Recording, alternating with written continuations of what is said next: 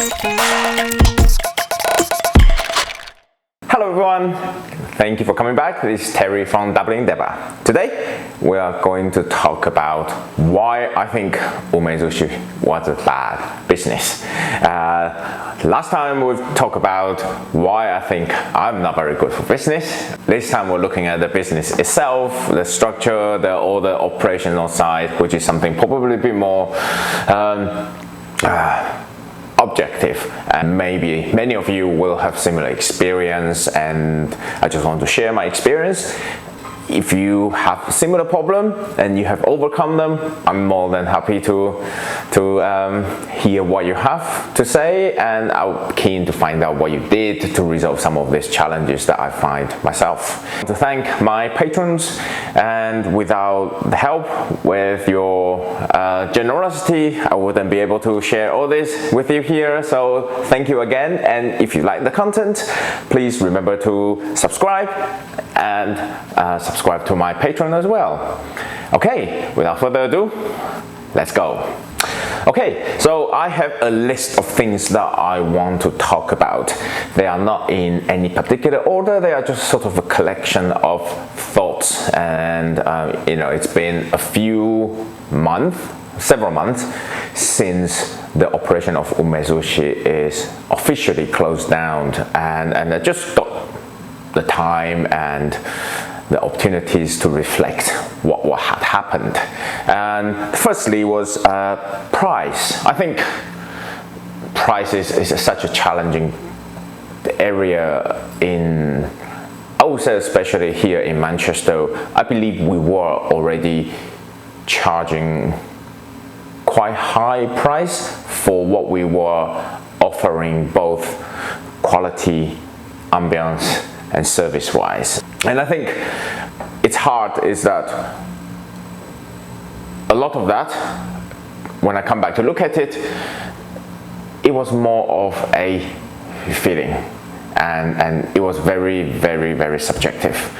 And I think it's actually a very, very big failure that I didn't come up with a strategy to test out the theory, and we could have raised the price to see how customer responded, and maybe that might give us a bit more leeway so that we have more resources to put into trainings, staff, and other relevant areas. So I think we struggle to raise our price. It's what I felt.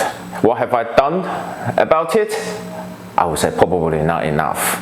And also at the same time, I didn't want to build up a reputation that it's an extremely expensive place, and people who want to try sushi or who want to try good quality sushi will not be able to afford it. So it's a lot of combating after and competing factors that just made me feel it wasn't really easy to change our price. Very good question. So how did we compare to other restaurants? I think we were in part, at least if you look at the menu without looking at the actual value for money, if you look at the price, we were probably one of the most expensive place.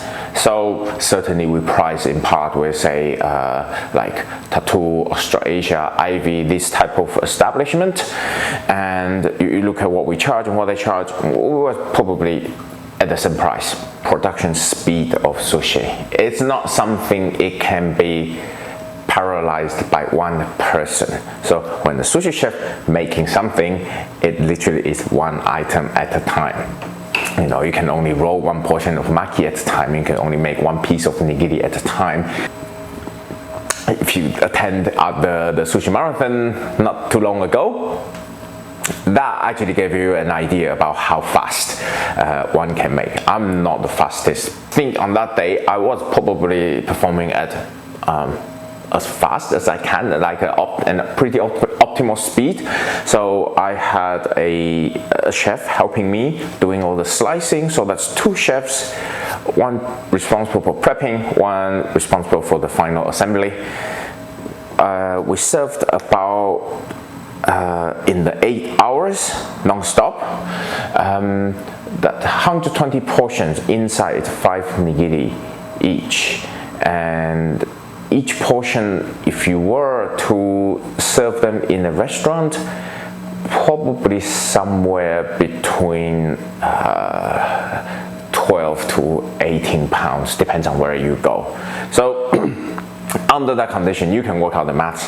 What's the maximum taking per 2 chefs per 8-hour shift? And imagine that is the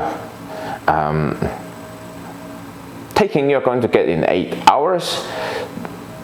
You need to add on all the other extra costs and maybe service if it's a restaurant. So sushi will always be expensive. Well, good quality sushi will always be expensive. Okay, and the next part I want to talk about is the staff to customer ratio. And this is something always bugs me, and I could never quite work out why that was. But in Umezushi, to give the level of service and the speed of food and everything that we needed, we were looking at about staff to customer ratio of 1 to 4, maybe when we have good staff in maybe 1 to 5. And then that's chefs, KPs, front of house, everyone together and operating a busy, fully booked restaurant. Yeah, it's extremely costly in that sense. If you go onto the high street and look at other restaurants, I think most places probably operate on 1 to 10. That kind of gives you some idea about our staff cost, and which back then it was all felt inevitable. We felt we want to give customer that smooth and sleek experience, and someone will be there to help the customer choose, and also all individual dishes all comes out in separate plates, so there's actually a lot of operating cost in that sense. Have you had similar experience? What is your staff to customer ratio and how do you find it? I'm really interested to find out more what everyone else do in this situation. The next one is our customer turnaround time, and this actually I believe is a big killer for everyone else's business as well. And for us, really, we have to allow for 2 hours per table, and imagine that we only sit around 8 tables up to 16 guests maximum. Then turnaround becomes a crucial thing to make a business viable or not. But combining with the production speed, service, etc., we really were looking at around 2 hours per table, and that just it really kills the business. For example, on a busy Saturday night, we probably were turning around the whole Saturday we probably turn around each table 4 or 5 times. The next bit I want to talk about is why, for such a small operation, the space is only about 60 square meters, or I don't know, about 600 something square feet. Many would look at it and think it should be quite easy operation, and why it wasn't. Well, firstly, it's the scale we're operating.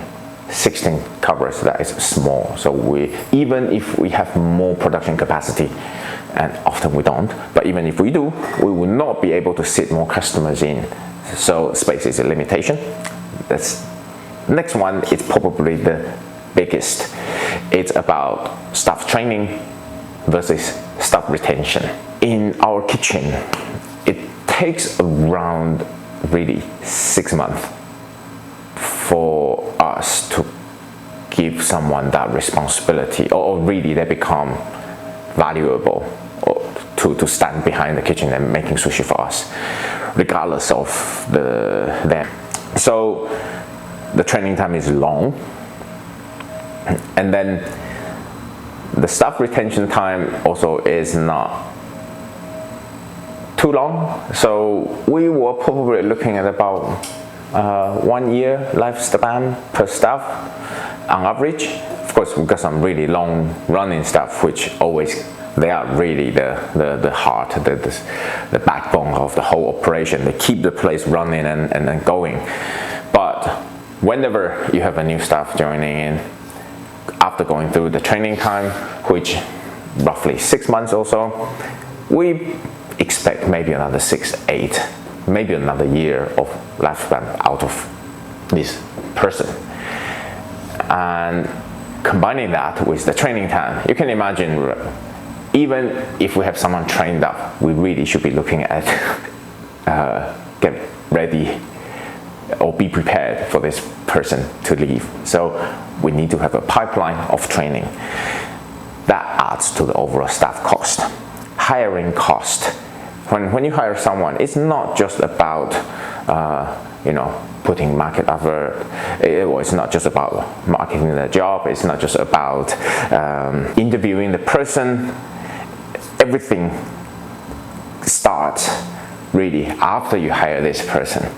Firstly, when you have a new person, the total productivity of the team drops because you need to pay extra attention to this person. You need to train this new staff. So all that really adds additional cost, which is almost hidden if you don't think about it carefully.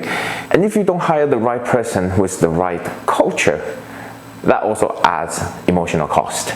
Like often you will find when we hire someone new, there's always a teething period, which someone is not happy about this person, etc., etc. I think all that summarizes sort of why I think the whole setup of Umezushi was going to be a very, very challenging business operation. It felt great as a restaurant. You have the characteristic, you have the charisma, you see the chefs, you have the interactions between everyone, but it certainly wasn't very sustainable. Do I think if there's a way Umezushi could have worked? Yes, it could have worked right. There's one thing I didn't mention was that while all this was going on, I was also studying and doing my PhD. So I really wasn't in a position to fully devote it to the business. First thing, it could have worked if I were working full-time in Umezushi. So with other places, that worked. And as a business, however, you can tell the ingredient used was different. And most business, let's say tuna, the price difference between yellowfin tuna and the bluefin tuna is, well, about double. And if you consider the total part, it's even more expensive. No, sorry. Oh, okay. The question was, do I miss Umezushi? No, I don't miss Umezushi. No, and I miss the cooking. I miss the friends that I have made throughout. But as an operation, I think I've learned a lot about the business. I've learned more about myself, and I'm really glad it's finished. Have you got similar experience, or have you got any ideas? Yeah, do share with me, or start comment below and send me a message. I'm more than happy to sit down and just talk about the challenges that you had, or maybe you can offer me some advice just in case I decide to venture into this area again. And thank you very much for watching, and I wish you have a good day.